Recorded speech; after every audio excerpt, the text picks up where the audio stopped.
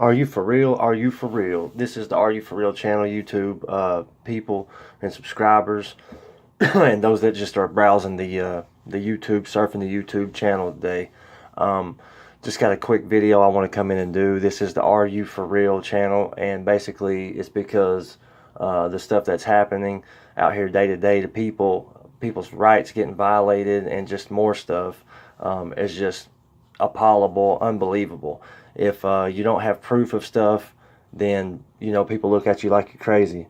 But this video is going to be pertaining to juvenile court system up on Division Street in Knoxville, Tennessee. It's a very unrighteous group of people, a very just people who are led by their feelings and emotions, people who are twisting judgment, people who are day to day violating people's rights.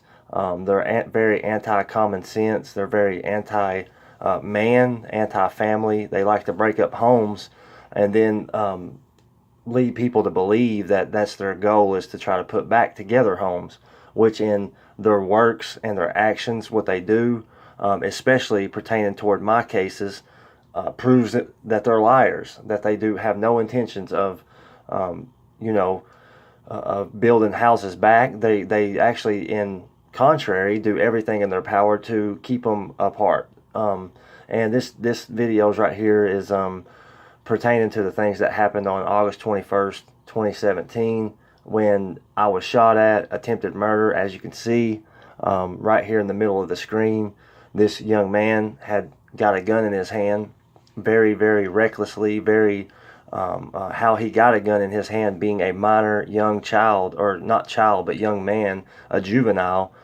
is beyond me. That's reckless in itself. It's very, very dangerous. Mind you, just a little bit of the backstory about what you're about to watch here, is he is firing down at me. Now, I'm on the phone at this time. This is all documented, proof. At the time he's firing down at me, I'm on the phone with 911 dispatch, letting them know that an incident had just occurred at my residence. Our properties did conjoin, but they were very, very far apart. It's not a typical neighborhood setting. It's in the country, with a little bit of land. So he's firing down at me right here, and I'm about to play this clip right here. He's firing down at me, and I'm down here on the phone with 911 dispatch, letting them know that an incident has just occurred. Also, there's another minor child down, my stepson, which was about 12 years old at the time, is down at my house right there next to me while I'm on the phone with the police, standing right there. So he could have been killed, and this was just very reckless and very unnecessary. Now watch this. So right there, he just fired the gun, and it's going to go, through a clip a couple of times so we can see exactly what's happening here. It's going to run back over a couple of times, is what you're seeing, of him firing the gun at me, trying to kill me. Bang, there was the shot, and then another shot right there. Shot again right through the house there, that I'm pointing to. And it could have killed a toddler child that was inside the home. A young boy was in the home. He was about just a toddler, like I said, 2-3 years old, a couple years old. And the bullet, actually, I have all the evidence here with me, of the motion of discovery that I got, because I was arrested for this and basically had to fight tooth and nail to clear my name, to clear my innocence, to prove my innocence. And I had to fight tooth and nail, literally.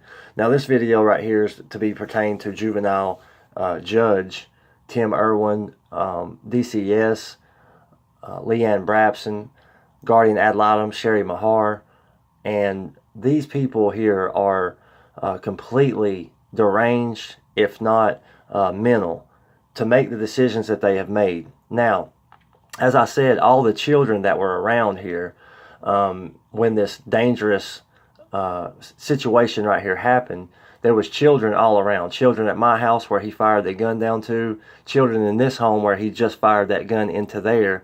The bullet went right through a car seat, in through a couple of walls, and through the legs of a kitchen table and then through a car seat. And like I said, there was 2 minor children present in this home here and 1 at my house.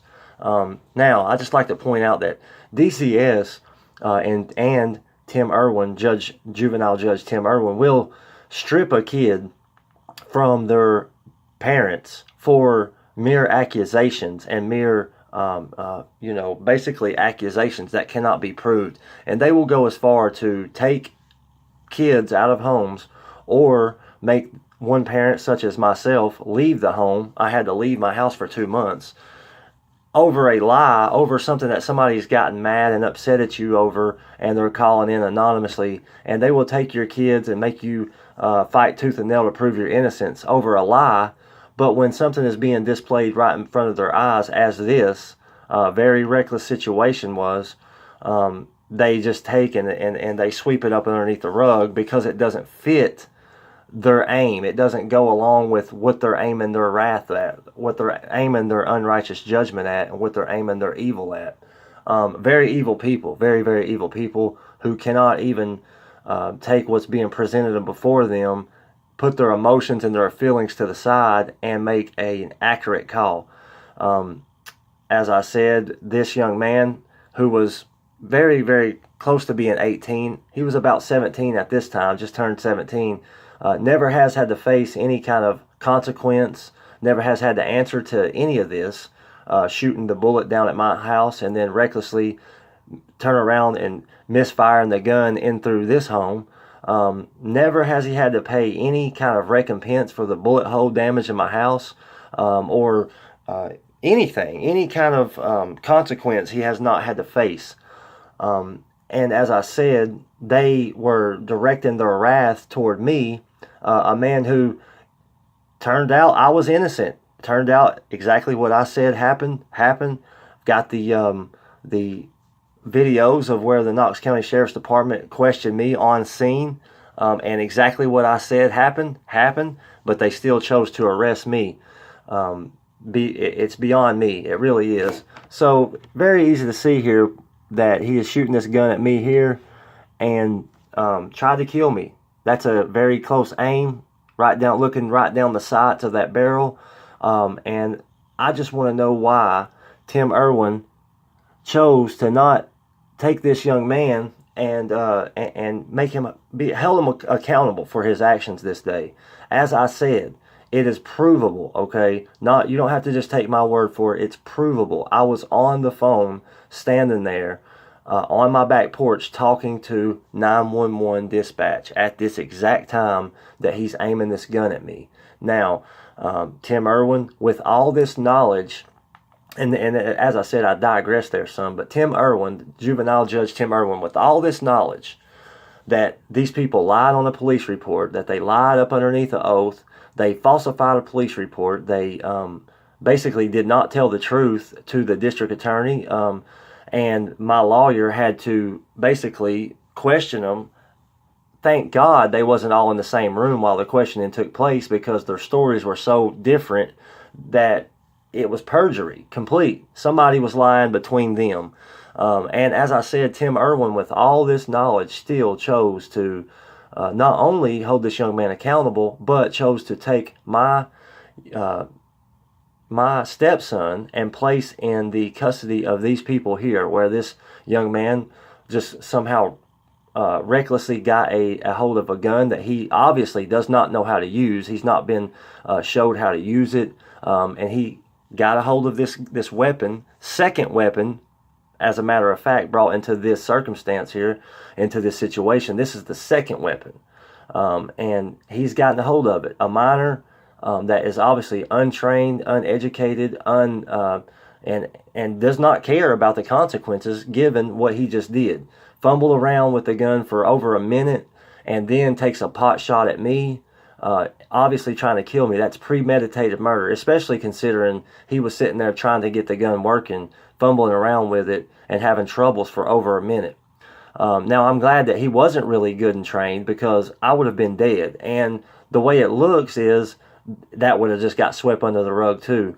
There's some real shady kind of stuff going on in this court, in this juvenile court. with Tim Irwin being in charge of it. And this is the reason why I believe, in my opinion, that they operate in confidentiality laws, to where these all what's being said in these proceedings are confidential and not public record. Then, so they won't have to be held accountable. They absolutely break the law in this courtroom, especially this courtroom. Tim Irwin willingly broke the law and said out of his mouth he didn't care what the law said. This was his courtroom.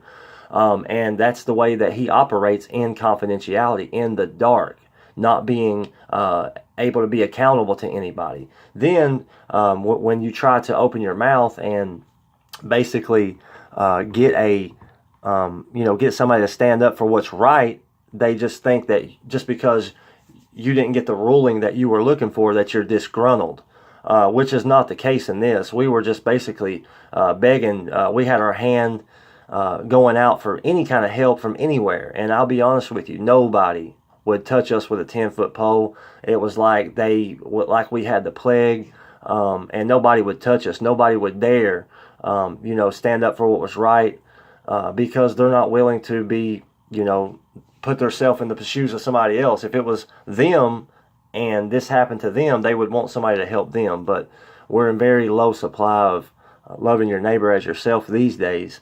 As I said, I put my hand to fellowship and help. I never asked anybody for any money, and I never did, and I never would have. I had to pay over $40,000 to clear my name. Still to this date have not been reimbursed not 1 cent.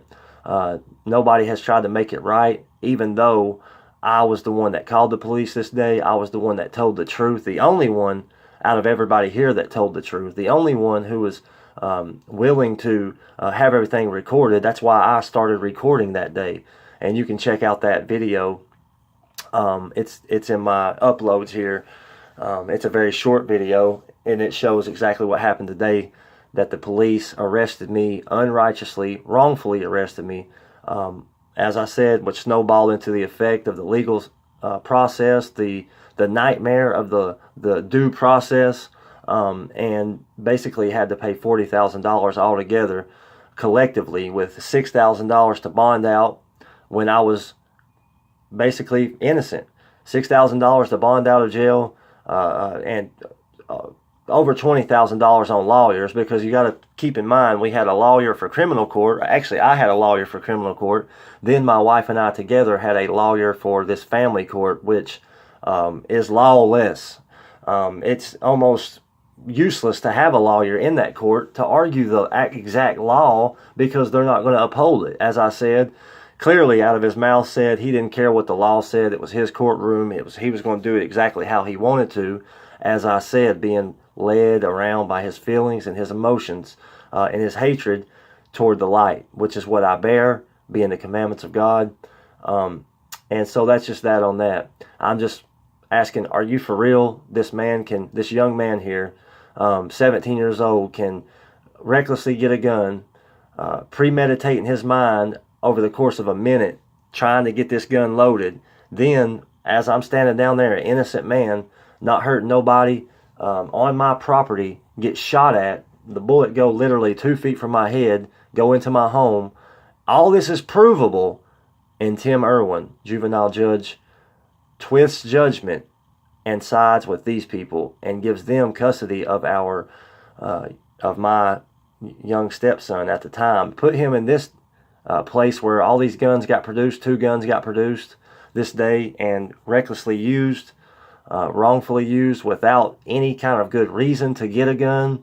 And Tim Irwin didn't think it necessary that this young man here especially should have to be accountable. Okay, so I just want to ask, are you for real?